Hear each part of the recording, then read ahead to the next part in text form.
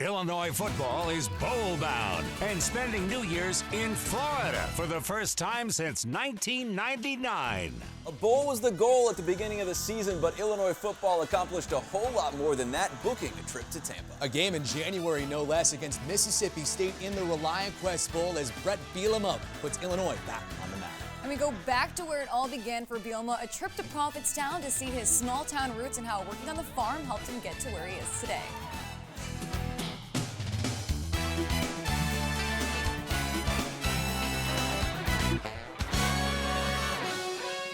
This is Your Illini Nation Bowl Special, presented by Illinois Pork Producers. See you in Tampa, right? That's going to be the catchphrase, see you in Tampa. Welcome to the Your Illini Nation Bowl Special. I'm Brett Barons along with Andy Olson and Bryce Beeman. A jam-packed 30 minutes is ahead, all devoted to the Illini who are looking to close out their year and start a new one on a high note. A win would certainly do that in what's already the best season for the Orange and Blue in 15 years, the last time the program won at least 8 games. Tampa and hopefully its warmth will host the Illini for 8 days. The team will mix both work and play, getting some beach time in along with several other fun activities. They will also practice throughout their time in Florida, all leading up to the game at Raymond James Stadium, the home of the Tampa Bay Bucks, and also Super Bowl 55 in 2021. The bowl game is an opportunity to celebrate the season you had. It's also an opportunity to catapult you into next year's season. But when we're away from the game, I want them to enjoy Tampa. I want them to enjoy the opportunity to do something they probably never get to do. To be in Tampa for 8 days in the middle of late December, early January is definitely a reward. Here's the matchup, Illinois and 22nd ranked Mississippi State, January 2nd at 11 a.m. on ESPN2 in the ReliaQuest Bowl. This is the Illini's second appearance in the bowl game, formerly called the Outback and Hall of Fame Bowl. The Illini trying to make some history as well, 0-3 in bowl games against SEC teams. The Bulldogs will take the field with a heavy heart after the passing of head coach Mike Leach December 12th due to complications from a heart condition. Leach was a one-of-a-kind coach in person, known on the field as a mastermind of the air raid offense, spending 21 years as a head coach at Texas Tech, Washington State, and Mississippi State. Off the field, he was as unique as they come, a personality who always had a story, usually about something other than football. Mike Leach was 61 years old. Mississippi State defensive coordinator Zach Arnett was named Leach's replacement as head coach. The team finished 8-4 this fall, third in the SEC West behind Alabama and LSU. No surprise, the Bulldogs want to air it out. The 11th ranked passing offense in the country, led by quarterback Will Rogers, 8th individually in the nation, passing for more than 3,700 yards this season. One huge piece missing from the Illini, defensive coordinator Ryan Walters. He goes from Champaign to West Lafayette, becoming Purdue's new head coach on December 13th. It's Walters' first head coaching gig, becoming the 4th youngest FBS head coach at just 36 years old. He led a historic turnaround with the Illini, taking them from 97th in scoring defense to the top spot in the country this season, allowing just 12.3 points per game. The Broyles Award finalist says he's thankful for his time at Illinois. I'd like to thank the University of Illinois and the Champaign-Urbana community for opening their arms and embracing my family and I these last 2 seasons. I'd like to thank Coach Bielema for pouring into me. Walters signed a 5-year deal with Purdue. Illinois visits the Boilers next season, September 30th. With Walters already in West Lafayette, Illinois promotes from within for its next defensive coordinator, with Bielema naming Aaron Henry to the position. This will be Henry's first time calling a defense. He spent the past 2 seasons on the Illini staff as defensive backs coach. The former Wisconsin DB played under Bielema in Madison as an all-conference player. Now he gets the chance to lead Bielema's defense. Henry moves up, and outside linebackers coach Kevin Kane moves on, joining Walters at Purdue as his DC. Aaron Henry will call the defense in the bowl game for the Illini, but he won't coach Devin Witherspoon there. He's opting out to start preparing for the NFL draft. Witherspoon and fellow defensive back Sidney Brown are 2 Illini who announced they won't play in the ReliaQuest Bowl, a decision both guys said wasn't easy to make. It was tough. I'm a captain of this team. It's not easy. I love these guys, and I've poured it out here for 5 years. I'm going to tear up because forever be in debt. It's been a wonderful opportunity playing alongside these guys. We all trusted each other, and this year took off for me, and I'm just proud to be where I am today.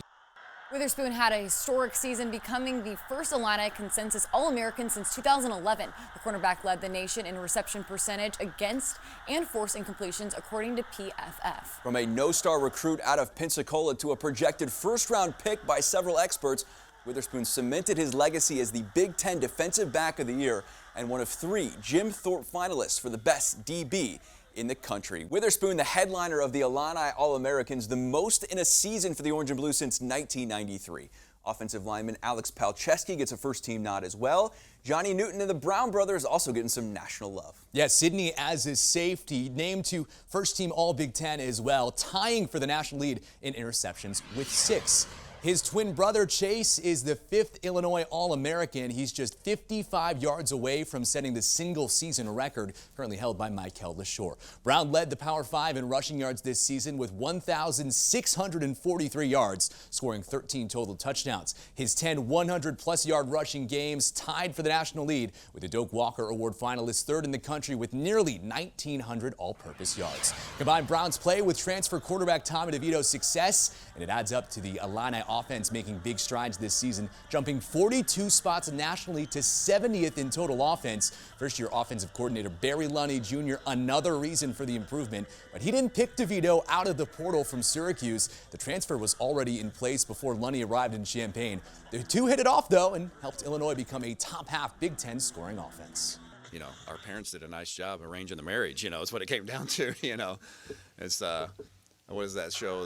Is that Love at First Sight or Marriage at First Sight or whatever? It's kind of what we went. We just kind of showed up at the altar together, and there we were. And really, at the end of the day, it's probably really worked out very well for both sides, because I think he's really kind of perfect for what we're trying to do.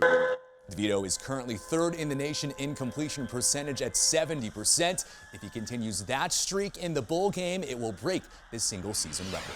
A game in Florida means a trip back home for 18 Illini who hail from the Sunshine State, including 7 starters on defense. It will be a true homecoming for 5 players who are from the Tampa area, headlined by Johnny Newton. The defensive lineman had a breakout season, earning All-American honors, leading the country with 19 QB hits. The third-year sophomore was 6th in the nation in QB pressures with 55, according to PFF. When I saw Tampa, I just thought of 60 tickets, bringing my whole family to the game. My first time playing back home since high school, so just trying to get everybody I can, all my family members, all my friends at the game. I know I'm going to put on the show playing back home. Newton is also a new dad and says his baby girl will be there as well for her first game. I'll love to see that. Bret Bielema has turned around Illinois football in short order, delivering the best season to his home state school in 15 years. You know, he represents, Propstown keeps coming up because of his past, so they all kind of celebrate his successes with him. Bielema's work to bring Illinois football back to relevance means a whole lot more to the people in his hometown of Prophetstown. We take a trip there next and talk one-on-one with Bielema as the Your Illini Nation Bowl special continues. Your Illini Nation Bowl special, presented by Illinois Pork Producers. It was a season to remember for Illinois, posting its first winning record in more than a decade. The Illini haven't won 8 games in a season since 2007. A historic fall in Champaign that also leaves a lot of Illini Nation asking what could have been, Bryce. At 7-1, Illinois controlled its own destiny to playing for a Big Ten championship and representing the West Division in Indianapolis. But back-to-back home losses to open up the month of November all but derailed that chance. Against all odds, the Illini still had hopes heading to Michigan, but let a late lead slip away against the 3rd-ranked Wolverines. Through it all, a lot of progress, though, for a team predicted to win 4 games this year, and some symmetry as well for seniors like Alex Palczewski, who played at Raymond James Stadium in 2017. They got blown out by USF. Now Illinois returns to Tampa for the final game of those super seniors' career. A moment of recollection, just how much has changed. You know, obviously for anyone that was there or watched that game, it wasn't that fun of a game, but just the table that has turned since that game, it's really been something special to be a part of that, how this program has shifted. But it's truly awesome just to have pride. That's really all I've ever wanted to do since I got here in 2017. In the past 2 seasons under Bielema, the Illini are 13-11 overall, the best 2-year start for any Illini coach since John Makovic in 1988-89. When Bret Bielema arrived in Champaign this time last year as Illinois coach, it was a homecoming of sorts, had coaching stops at Wisconsin and Arkansas. paved the way for the 52-year-old to land back in the land of Lincoln, where his small-town roots are still as strong as ever. The lights are on long before the sun comes up in Prophetstown. Good morning. The coffee pours as freely as the conversation at the Prophet family restaurant. There you go, Larry. Anything else for the two of you at the moment? Hosting a daily group of regulars who talk about everything from politics to the small-town gossip. I seen you pull up, so I got your coffee ready. Where am I at? Right It's here. your usual spot. Amber Posey Rippey has been waiting tables here for 15 years. Born and raised in Prophetstown, she has seen and heard it all. It's everything, small town America. You know all your regulars, you know all the customers. Steve Lindahl regularly finds himself at the middle table, where the topic of conversation has centered on Illinois football a lot more as of late, and Prophetstown's most famous native, Bret Bielema. It's a little exciting for Illinois, put us back in the spotlight. Lindahl and the Bielemas were neighbors when Bret was growing up on an 80-acre hog farm south of town. The old Bielema homestead looks a lot different now, long since sold, but Steve still remembers the current Illini coach, walking beans and working on the farm, even babysitting his kids. Actually, when he was in high school there, I always figured he was going to be a lawyer because he was real personable, outgoing, and obviously it worked for him. Steve's story isn't unlike others in Prophetstown. The Bielemas are a well-known name in a place where everyone seems to know everyone. Bret's legacy remains at his old high school, with pictures in the hallway of the Panthers grad. Prophetstown Athletic Director Derek Cox says it means a little more. The Illini coach now represents both his home state and the Panthers on the big stage. Small town, I think everybody, they're invested in it. They follow up to Wisconsin, to Arkansas, wherever he went. They want him to do well. The Panthers still play football here on the same field where Bielema suited up on more than 3 decades ago, although the school now co-ops with Erie for all sports. This is where the foundation for all of Bret's future success was laid, and he seemingly did it all. From the football field to wrestling, track and field to playing the tuba in the band, all in the no-stoplight town of about 2,000 people. He represents, Prophetstown keeps coming up because of his past. So even if he's now down at the University of Illinois doing awesome things, everywhere I go, it's like, oh, you're from Prophetstown. You know Bret Bielema. And so, yeah, it's cool. I think everybody kind of, even if they haven't met him, they all kind of celebrate his successes with him. From Prophetstown to Champaign with a lot of good moments in between. We're joined now by Illini head coach Bret Bielema. And Bret, old neighbor still holds you in high regard. How would you say that Prophetstown has shaped you and got you to this point? We moved there when I was young. I was like 4 years old when we moved there, and basically spent every day of my life there until I went to college. And was shaped a lot, obviously, by the family I was around, my mom, my dad, and my 2 brothers and 2 sisters, but also the community. My first job as a lifeguard, my first job as a stock boy in a grocery store, friends that I had then are still the friends I have now. In your coaching career, a bowl game has become standard. That is the standard end of the year. It's your first one here at Illinois in your second season.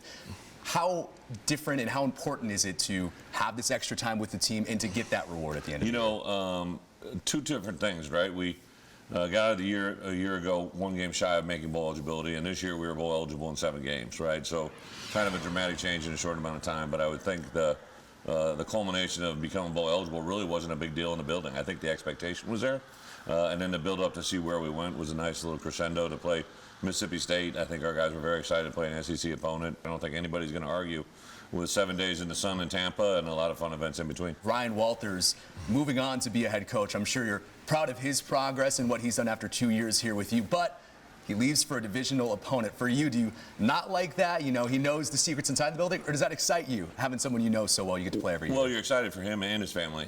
We talk a lot about family in this building, and it's not just a catchphrase or a hashtag. Ryan's been part of this family for 2 years. In a way, he'll continue to be a part of the family just because we're all strong friendships. As far as being an opponent in our Big Ten, it does add that challenge. But, I went to Iowa. I coached at Wisconsin forever. Definitely a team that we're going to see every year, and that's kind of an exciting phase right now. Obviously, when we had these 2 other teams, no one knows how to play out. How do you look at moving forward? You've been to the bowl game, a New Year's bowl game. What constitutes success moving forward for the team as you go into years? Yeah, a great question. I think Josh summed that up in our first phone call together. He wanted to have sustained success, right? We want to be able to do something on a level here that hadn't been done over a period of time. we're definitely making steps in the right direction. I'm not saying we're at our peak, but I definitely know we've moved the needle in the right direction. Now the ones that we lose, we got to replace. We got to continue to build and grow the ones we have. To watch our full interview with Bret Bielema, visit our website, YourIlliniNation.com. Time for another timeout, but still so much more to come. Name, image, and likeness deals are designed to help college athletes make money, but for two Illini, it's a platform to give back. I'm just a small kid back from Belleville, Illinois. Like, I would have never thought in a million years that I'd be able to do like something like this. Keith Randolph Jr. and Johnny Newton team up to make a 5-figure donation to the Boys and Girls Club as part of their NIL contract.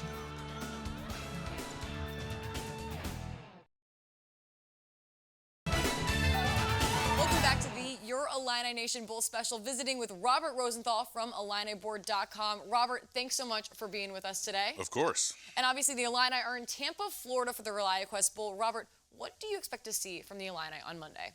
You know, part of this is bowl games can be kind of fun. You know, there's not the pressure of does this one mean you're going to be in the conference championship game? Where are you in the race? Are you qualifying for a bowl?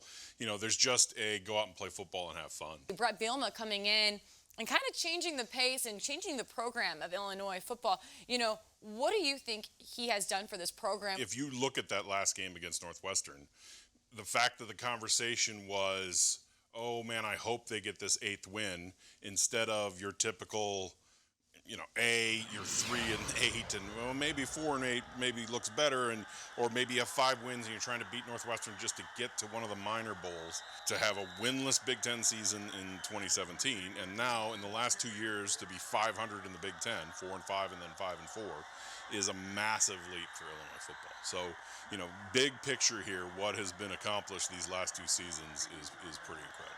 And obviously, Bielema has brought in some great coordinators and things like that. Ryan Walters, obviously, defensive coordinator for Illinois, going to Purdue now to be the head coach. And Illinois defense was ranked nationally throughout the entire year. What did we see from him and how he made this defense so strong? He's one of those technicians that can get the most out of his players, that can identify, you know what, that guy's not a receiver, he's a free safety, and this guy, he needs to be at corner. You know, for that kind of identification is really, really key. And that's what Purdue will be getting. I mean, that's going to be missed.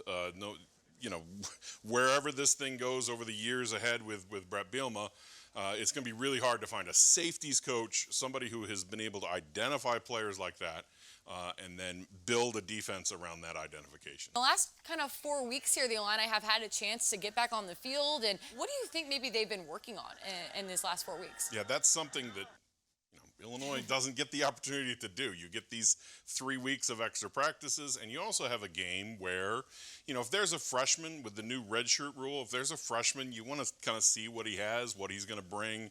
You're looking toward next year. As long as he hasn't played in 4 or more games this season, he can play in this bowl game. You know, it's a way to maybe start peeking at your team for next year. What are our needs? What are our needs in the transfer portal? There's that whole process that goes on during this month. All right, thanks so much. And we still got more to come on the Your Illini Nation Bowl special. Well, as you can see, she clearly knows exactly what she's doing. Several Illini give back to the community, donating their time and even money, helping those in need have a happy holiday.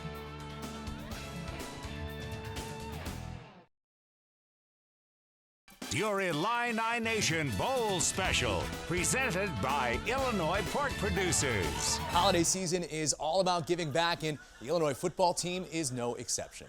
More than 65 Illini players came together to show their support to 54 teen moms in Champaign County through an organization called Young Lives. They invited us to come along and capture all the fun, and it was a night both the players and moms won't forget anytime soon.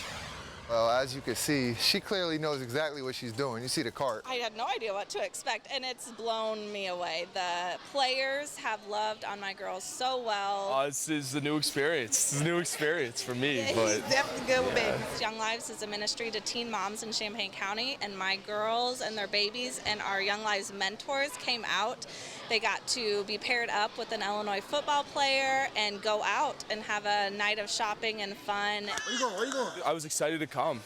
You know, there's nothing like, you know, giving back to the community and helping out these lovely young ladies with their babies and stuff. So you got a Barbie, a baby alive, Each family got $200 tax-free, and they could get Christmas for themselves, for their kids and family members, and this has been a huge weight off their shoulders.